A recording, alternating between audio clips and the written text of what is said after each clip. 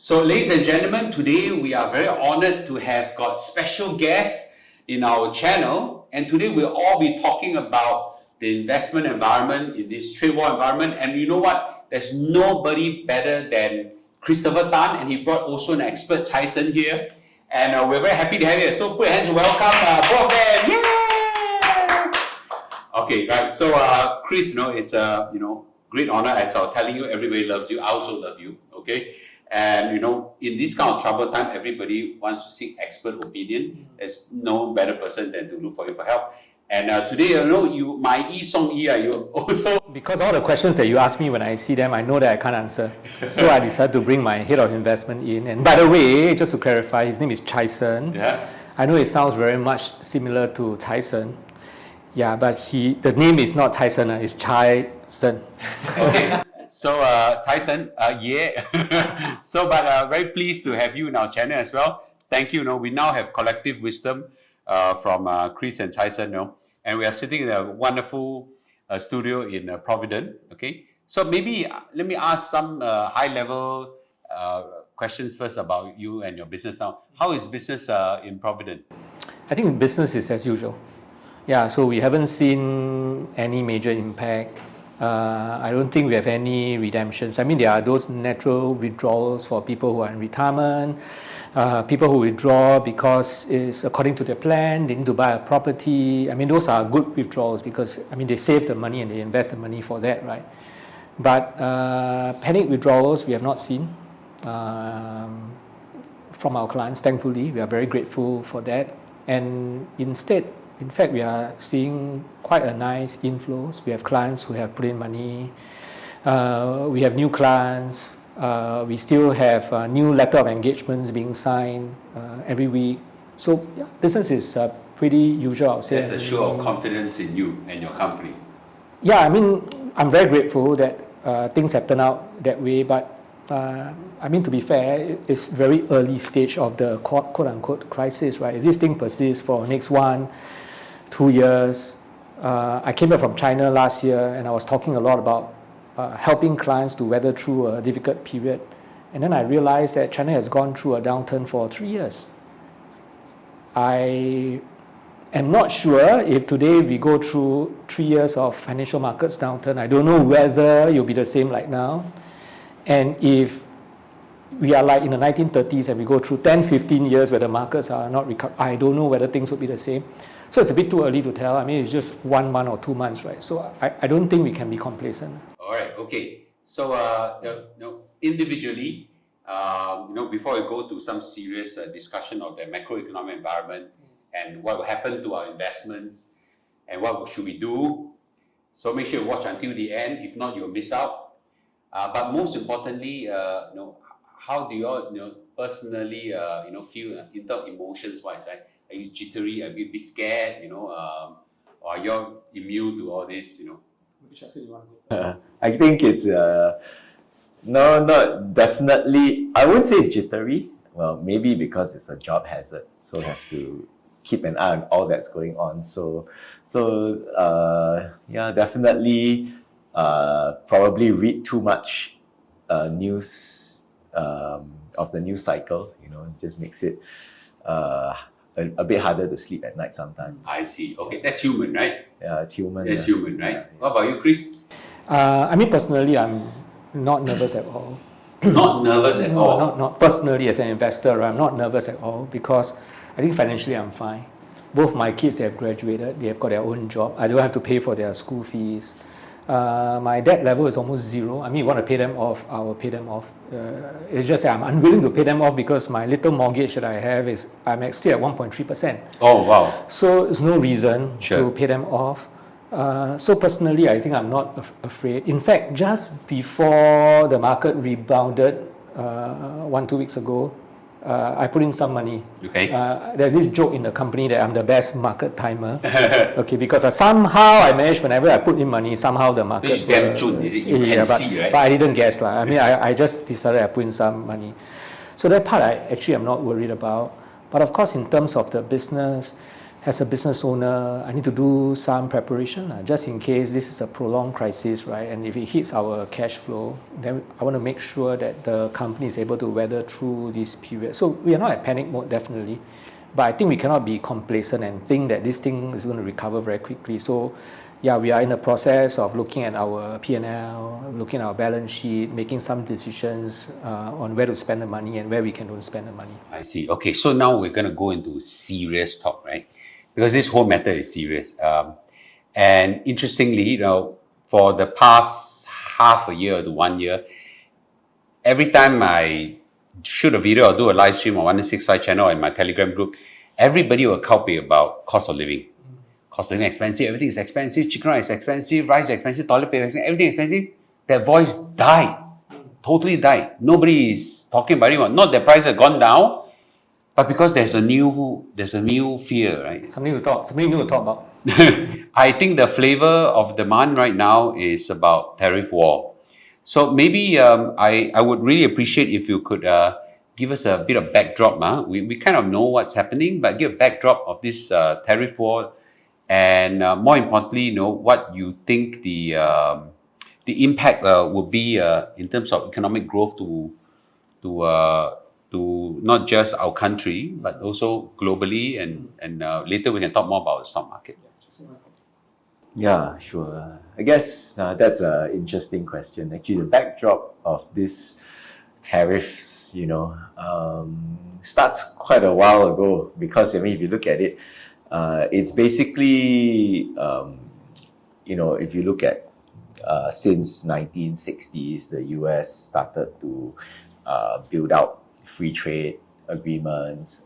They had GATT, and then after that they create the WTO. These are all institutions created by America, right, to enhance free trade. And then if you look at the chart, you see from that time period, the tariff in the US keep going lower and lower and lower. And the whole point was that, if you promote more trade between different countries, everybody wins, right? And then hopefully everybody will be more amicable and less prone to fighting. And then it also sort of lifts everybody's economic boat up. I think we have definitely seen the effects of it, right? We see that trade has increased. Companies were able to expand the markets that they can sell in, and of course Singapore benefit, right, from all the trade. We have so many ships coming into and out of our port every day. So all that happened.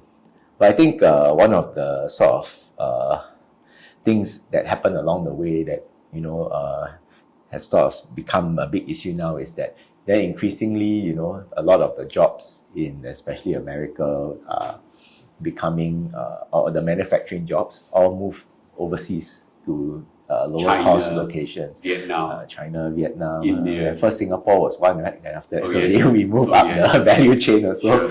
So different places, right, all over the world. But then what happens then is that there's more inequality, the economy becomes less, I guess, more service focused, less manufacturing focused, but then that also means that there's displacement, right? So now it seems like they feel that this is a concern, that they want to reduce these deficits.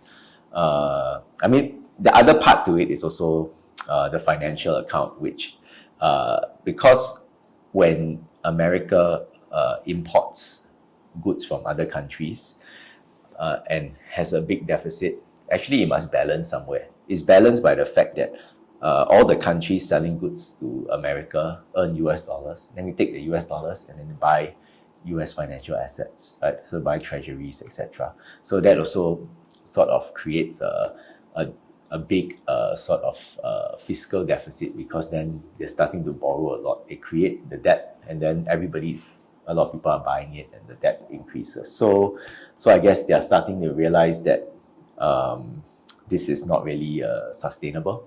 So they want to try and change the system, and so that's why we had a lot of tariffs announced, because they want to try and reduce the trade deficit. And just be very specific, when you say they, actually it's just Donald Trump, right, mainly? Or do you think that this is a whole... Yeah, at least he's fronting it, so probably everybody thinks it's just his idea alone, but I guess nobody really knows the group of people who are behind, but of course he's the president and he is fronting it. But I thought for the viewers, for some of us who may not understand, why are we so concerned, right? Yeah. I mean, the 101 of it is that tariffs increase cost of doing business. Exactly. Right, because with tariffs, your import cost goes up, right? Yeah. If your cost of goods that you import potentially goes up, then it means that the profitability of the companies will drop. And if that happens, then it's going to affect stock prices, right? So stock prices will fall. Of course, in the longer term, if the company finds it harder and harder to do business because things are becoming more and more expensive, and if they cannot pass on the cost completely to the consumers, then there is always that potential or that possibility that the company may close down. Yeah. Right, and if it closes down, then people lose their job. Then their buying power goes down. So it goes into a vicious cycle, right? So I think that's something that we are worried about.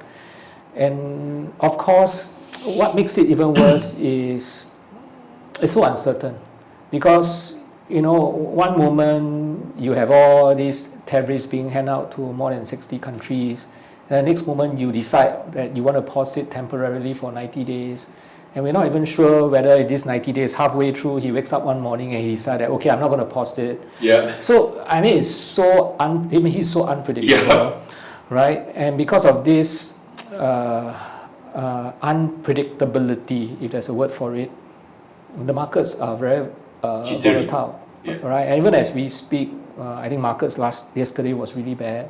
And now there's something that people are worried about. People don't know whether the Fed chief is going to be removed by him.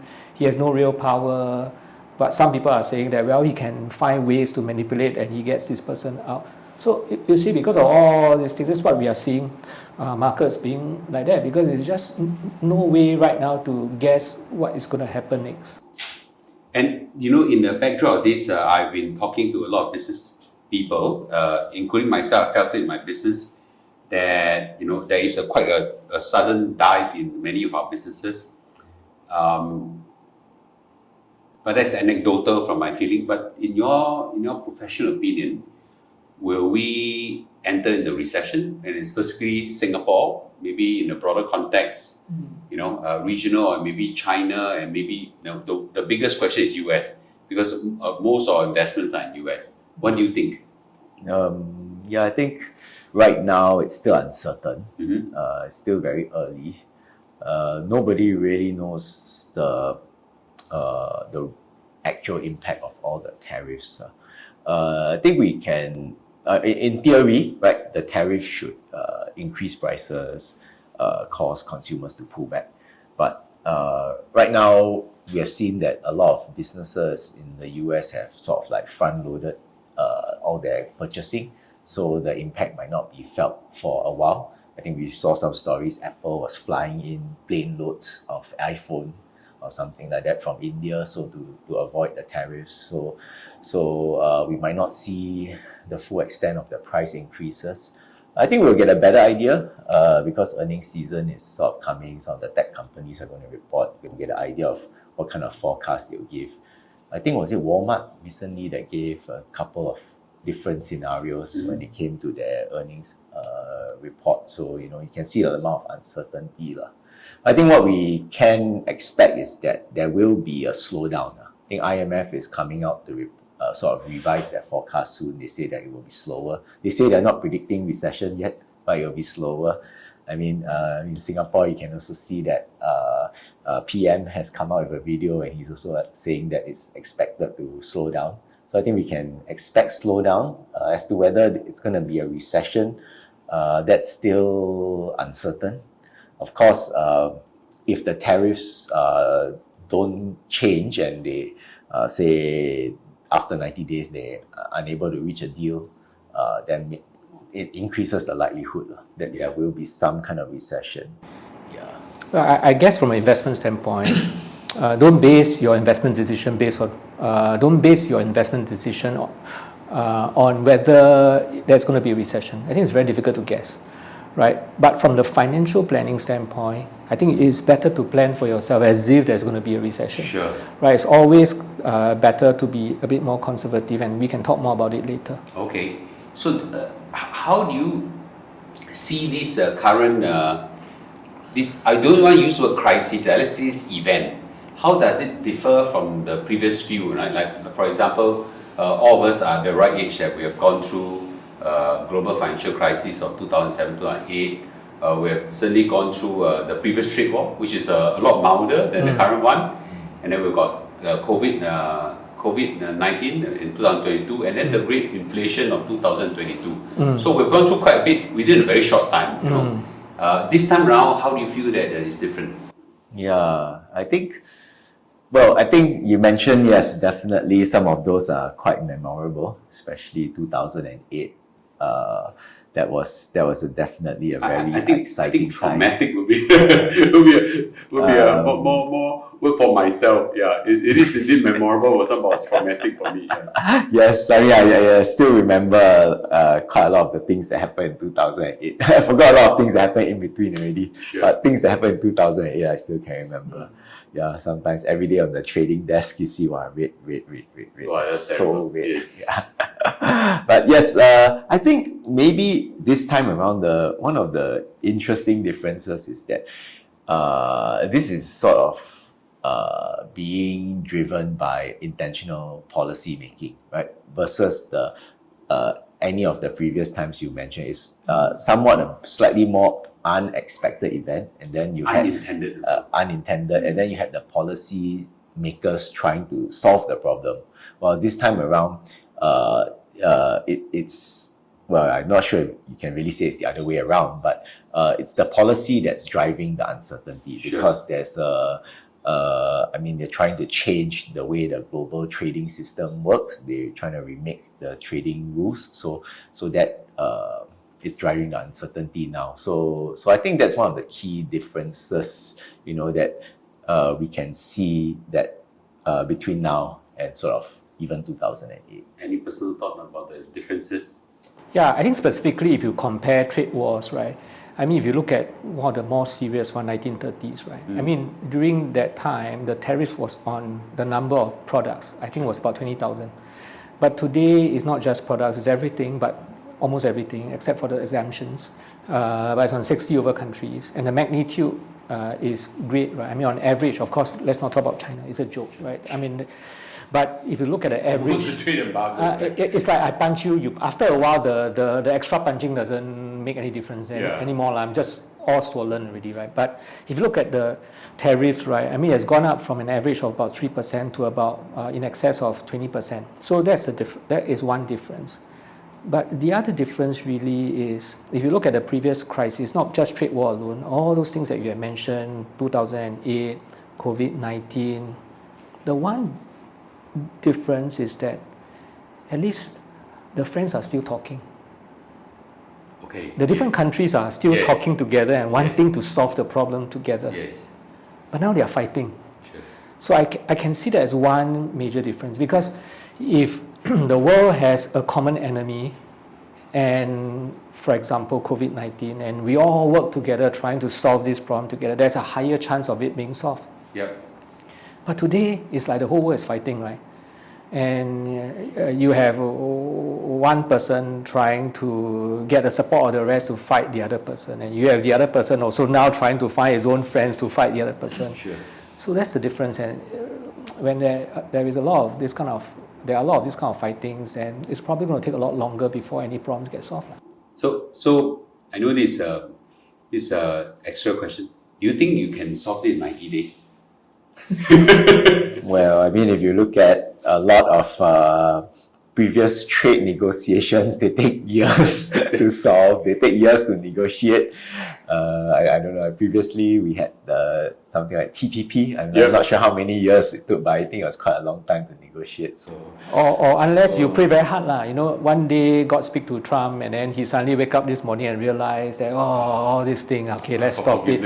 Ask for forgiveness, repent, you know, and then stop all this thing. But even then, the damage is done, right? I mean, going forward, am I really going to trust you anymore? Yeah.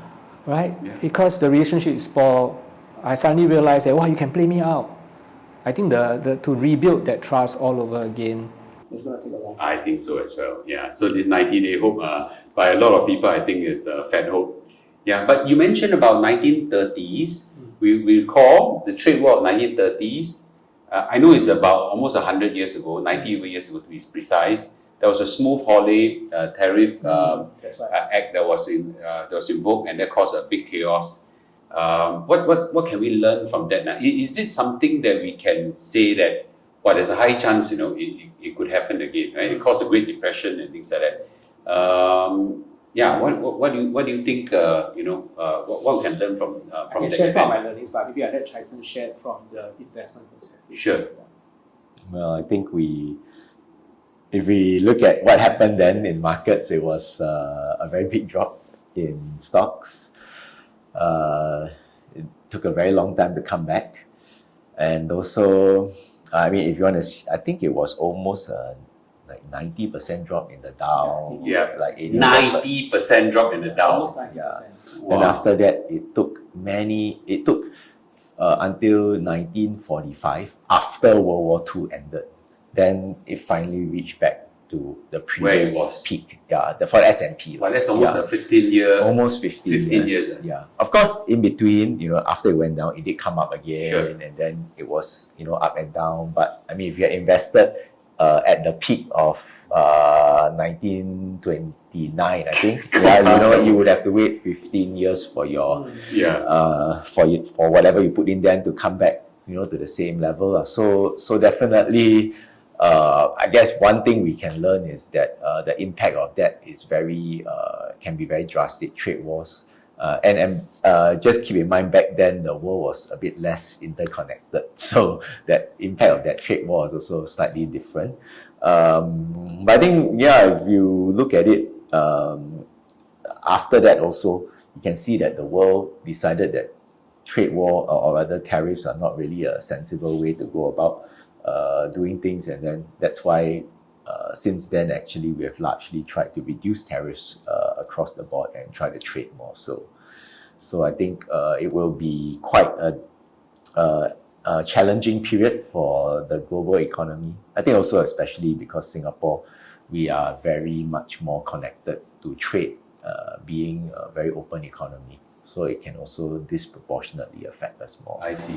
Yeah, the two things I've learned is that, over the last few years, whenever there is a financial crisis, so-called, whenever the financial markets suffer a downturn, the recovery was quite fast. I think we cannot run away from the fact, if you look at the 1930s, right, that there is a possibility that it can be prolonged. Chye Hsern mentioned, right, 1930 to 1945, that's about 15 years, right? So there's always that possibility. Of course, we're not saying that history will repeat itself, and we hope that it won't repeat itself, but we have to be prepared for prolonged volatility. So that's one thing. The second thing is that even if you manage to stay through the crisis over that 15 years, right, and so let's say you put in $1 in 1930 and 1945, right, you recover from that $1, the average return per year, the annualized return is only about 2%. So yes, you did not lose money. You got positive returns after staying invested for 15 years, but 2% is not going to help you get to any of your goals, right? So that's something that I have learned, that positive returns do not mean sufficient return, and so there is definitely a need for some response with this learning in mind. I see. So right now, one concern have come out among the investment community is the US dollar. The US dollar has dropped a lot, and right now I think we're trading at 130 versus the Singapore dollar. What's your view of this US dollar, and more importantly also the appeal of US assets? Okay, be it the US Treasuries, be it US stocks, whatever. If everything falls, should we run for our life and things like that?